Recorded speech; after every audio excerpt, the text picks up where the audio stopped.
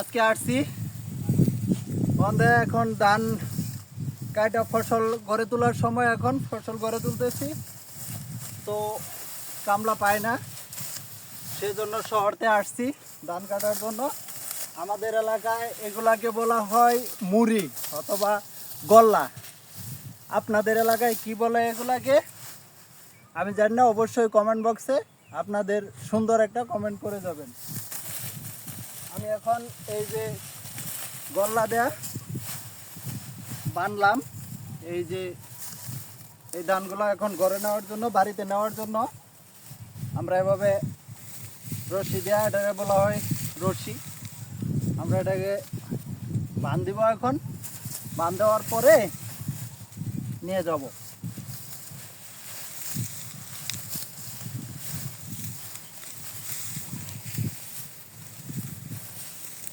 তো দর্শক, আপনাদের এলাকায় এটাকে কি বলে অবশ্যই জানাবেন। আর দূরের বোঝা নেওয়ার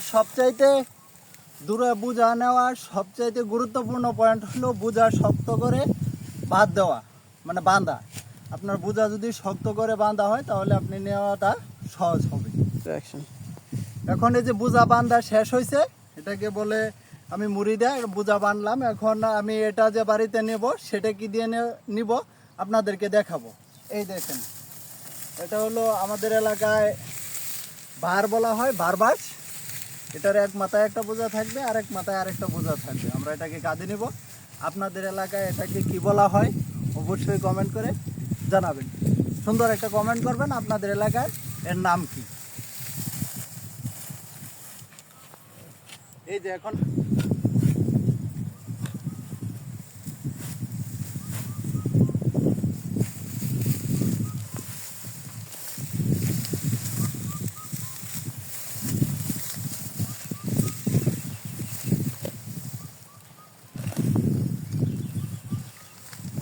দেখুন